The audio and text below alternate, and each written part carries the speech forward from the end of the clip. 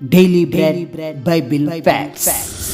కీర్తనలు 82వ అధ్యాయం మొదటి వచనంలో ఉన్న దైవములు ఎవరు? కీర్తన 82వ అధ్యాయం ఎవరు ఎందుకు వ్రాసారు? యేసుక్రీస్తు 82వ కీర్తన గురించి ప్రస్తావించారా అనే విషయాలు ఈ వీడియో ద్వారా పూర్తిగా తెలుసుకుందాం. కీర్తనలు 82వ అధ్యాయము మొదటి వచనం, దేవుని సమాజంలో దేవుడు నిలిచియున్నాడు, దైవముల మధ్యను ఆయన తీర్పు తీర్చుచున్నాడు.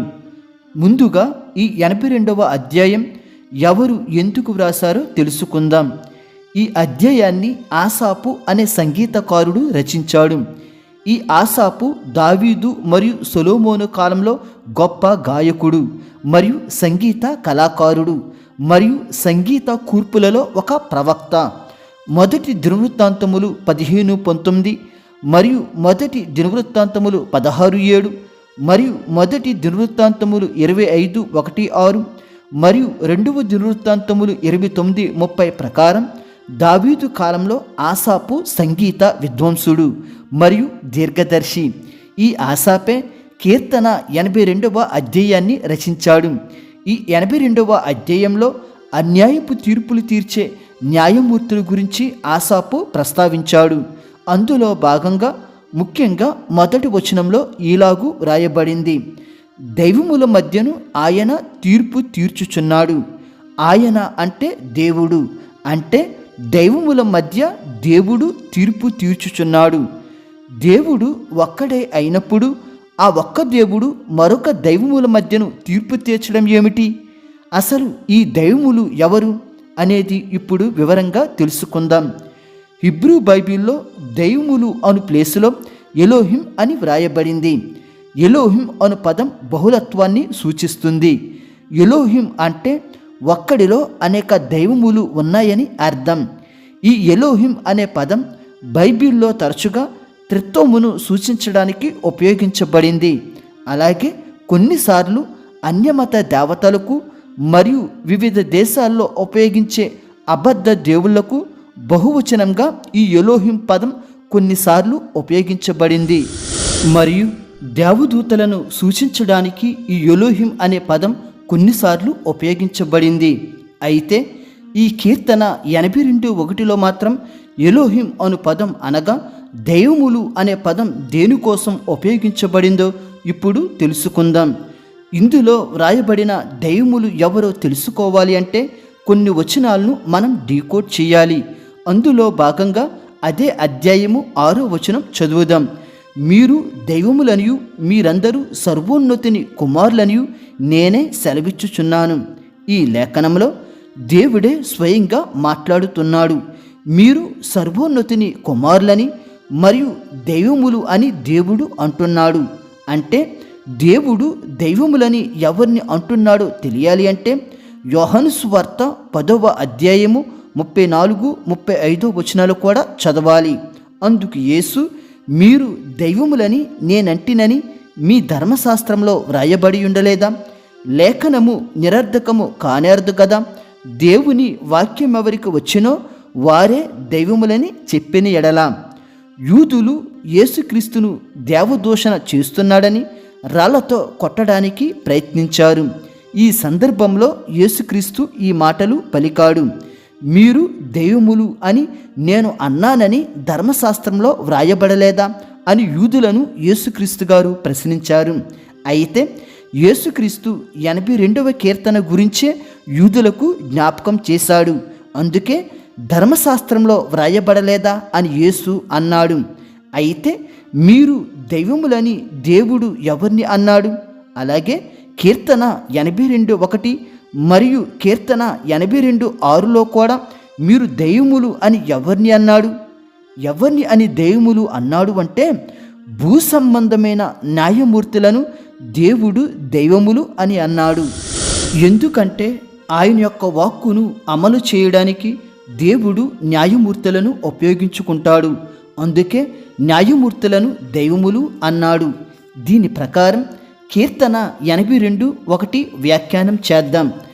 దేవుని సమాజంలో దేవుడు నిలిచి ఉన్నాడు అంటే న్యాయం తీర్చే న్యాయమూర్తుల సమాజంలో దేవుడు నిలిచి ఉన్నాడు అని అర్థం. మరియు దైవముల మధ్యను ఆయన తీర్పు తీర్చుచున్నాడు అని వ్రాయబడింది. అంటే న్యాయమూర్తుల మధ్యన దేవుడు తీర్పు తీర్చుచున్నాడు అని అర్థం. కావున ఈ లేఖనంలో దైవములు అంటే న్యాయమూర్తులు. ఈ న్యాయమూర్తులు భూ సంబంధమైన వారు, అంటే భూమి మీద న్యాయం తీర్చే న్యాయమూర్తులు. వీరిని దేవుడు దైవములు అని పిలుస్తున్నాడు. అయితే న్యాయమూర్తులను దేవుడు దైవములు అని పిలిచినట్టుగా మనకు లేఖనాధారాలు ఉన్నాయి. నిర్గమకాండము 21వ అధ్యాయము 6వ వచనం, వాని యజమానుడు దేవుని యొద్దకు వానిని తీసుకుని రావలను, మరియు వాని యజమానుడు తలుపునొద్దకెనను ద్వారబంధమునొద్దకెనను వాని తోడుకుని పోయి వాని చెవును కదురుతో గుచ్చవలను. తరువాత వాడు నిరంతరము వానికి దాసుడై యుండెను. ఈ లేఖనం ప్రకారం ఒక వ్యక్తికి న్యాయం తీర్చాలి అంటే అతన్ని దేవుని యొద్దకు తీసుకురావాలి. ఇక్కడ దేవుడు అంటే ఫుట్ నోట్లో న్యాయాధిపతి అని వ్రాయబడింది. అంటే న్యాయమూర్తులను దేవుడు దేవునితో పోల్చాడు. అంటే తనతో పాటు సమాన బిరుదును న్యాయమూర్తులకు దేవుడు అనుగ్రహించాడు. నిర్గమకాండము 22వ అధ్యాయము 8, 9 వచనములు, ఆ దొంగ దొరకని ఎడల ఆ ఇంటి యజమానుడు తన పొరుగువాని పదార్థములను తీసుకొనెనో లేదో పరిష్కారముగుటకై దేవుని యొద్దకు రావలను.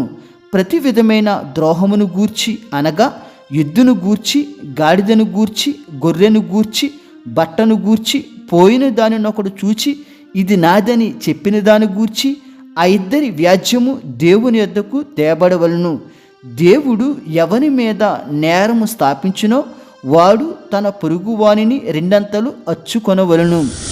ఈ లేఖనం ప్రకారం చూసిన ఇరువురి మధ్య న్యాయం కోసం దేవుని యొద్దకు తీసుకురావాలి.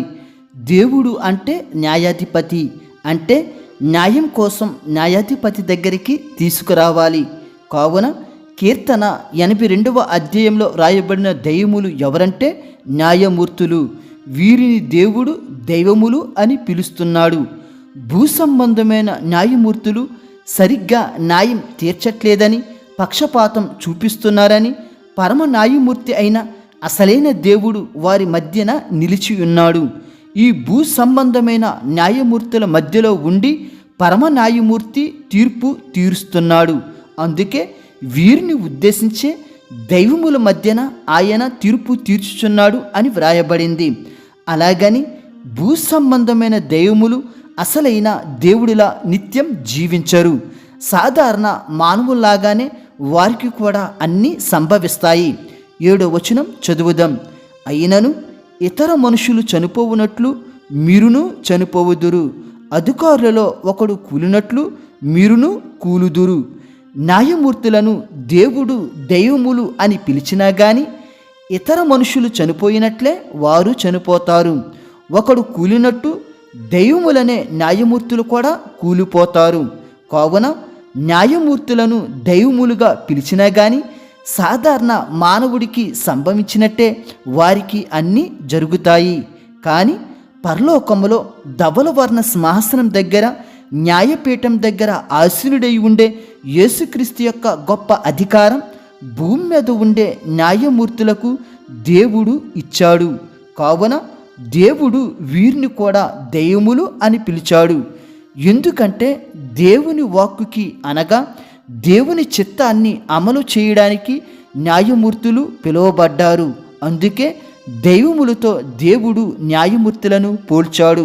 అందుకే మన కోర్టులలో కూడా జడ్జిని మైలార్డ్ అని సంబోధిస్తారు. కావున భూ సంబంధమైన న్యాయమూర్తులు దేవుడిలా అన్యాయం లేకుండా, పక్షపాతం లేకుండా చట్టపరంగా తీర్పు తీర్చాలి. లేకపోతే అసలైన పరమ న్యాయమూర్తి అయిన యేసుక్రీస్తు దగ్గర వీరు తీర్పు పొందుకోవలసి వస్తుంది. ఆ ఉద్దేశంతోనే ఆసాపు 82వ కీర్తన వ్రాసాడు. ఈ వీడియో మీకు ఆశీర్వాదకరంగా ఉన్నట్లయితే లైక్ చేసి సబ్స్క్రైబ్ చేసుకోవడం మర్చిపోవద్దు. దేవుడు మిమ్ములను, మీ కుటుంబములను దీవించునుగాక. ఆమేన్.